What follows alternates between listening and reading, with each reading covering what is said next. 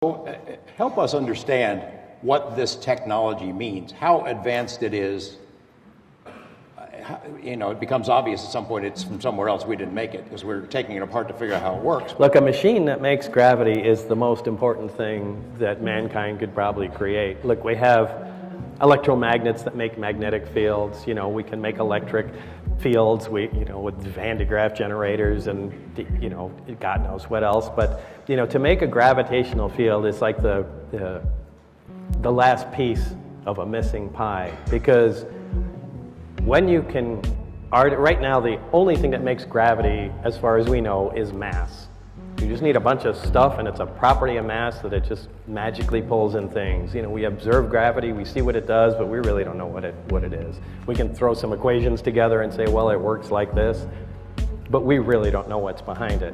But if you can make a machine that on demand makes gravity, all the stuff we write science fiction about stops becoming science fiction that afternoon. Then force fields become a reality. You can shift time. Everything becomes possible.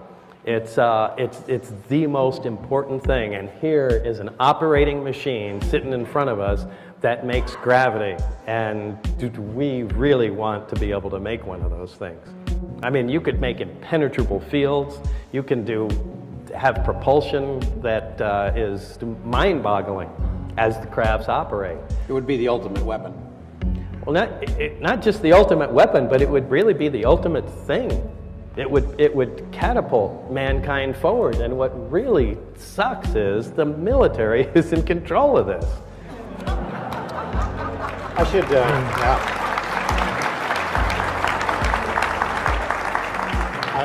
I neglected to mention this during my presentation, but Bob and I have talked about it before. A guy named Ben Rich, who Jim Goodall knows and interviewed several times. Ben Rich was the head of the Skunk Works, which they operated things at Groom Lake, and had been there. They developed the U-2 and SR-71 and Stealth. If anybody would know about advanced technology, it's him and Kelly Johnson. So a lot of people have speculated whether Ben Rich and those guys had incorporated alien technology into some of the advanced airframes that we've got. And I even had a chance to ask him on the day that the Stealth was unveiled out there at Nellis whether any alien stuff was in there. He said no. But other people have talked to him. Jan Harzan, who's here from MUFON, heard a speech that Ben Rich gave at UCLA in which he basically said, we now have the technology to take ET home. We had the calculations slightly wrong, but we can do anything you can imagine. We can travel to the stars.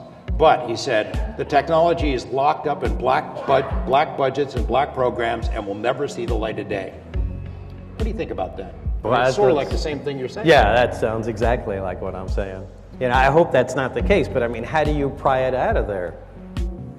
It really, there should be a lot more people working on this.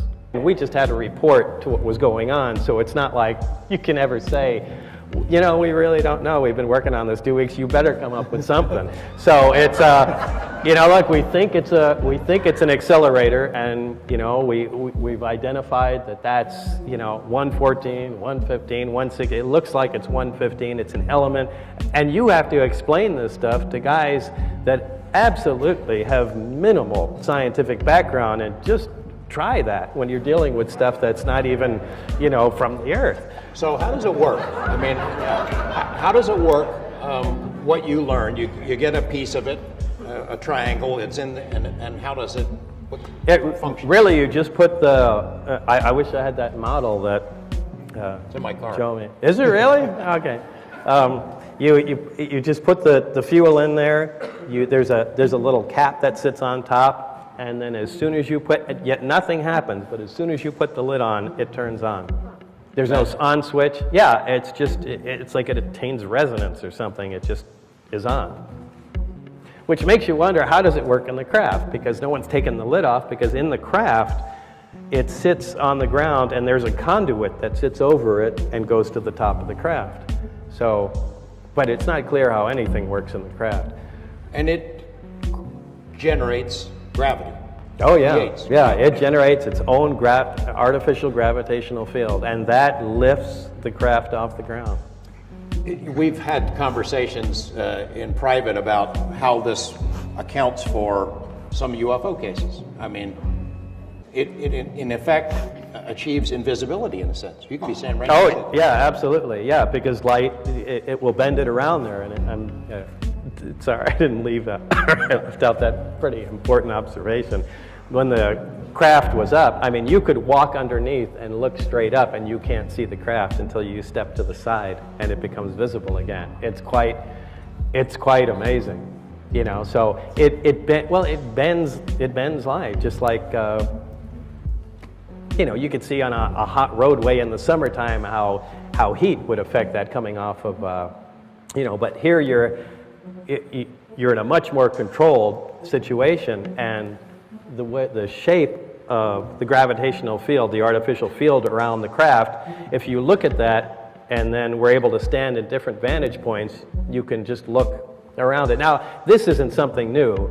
We know this from, you know, looking at faraway stars.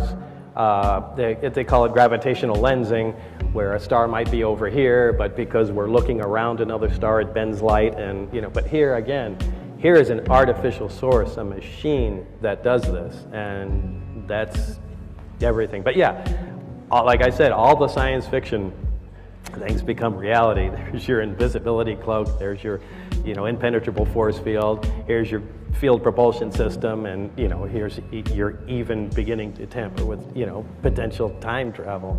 It occurs to you, hey, this could work not only in space but underwater. Maybe that's why the Navy's interested in running the program. I mean, it's odd, isn't it, that it's the U.S. Navy running the program out there? You know, that never occurred to me. No, I swear to this, I never even thought about that thing operating underwater. It would work just fine, though, wouldn't it? I guess. I don't know. I mean, yeah, I don't understand why it wouldn't, but it'd be interesting to see what the water does. You had said, I remember, I could barely get my pointy little head around it when we were first talking about this, but that if somebody had one of these and were out in space and wanted to come to Earth, in essence, they're not propelling themselves toward Earth. It works differently, right?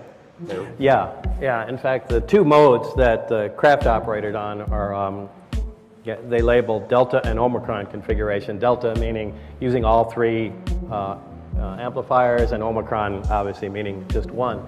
And the way the craft would work is, get rid of my reactor here. Now I'm going to draw a really bad flying saucer.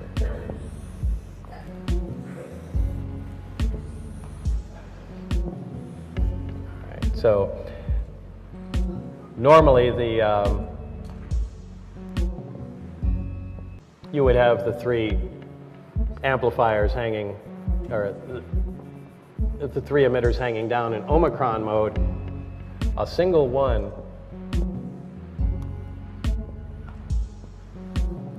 would swing sideways, and you would have the other two sitting like that.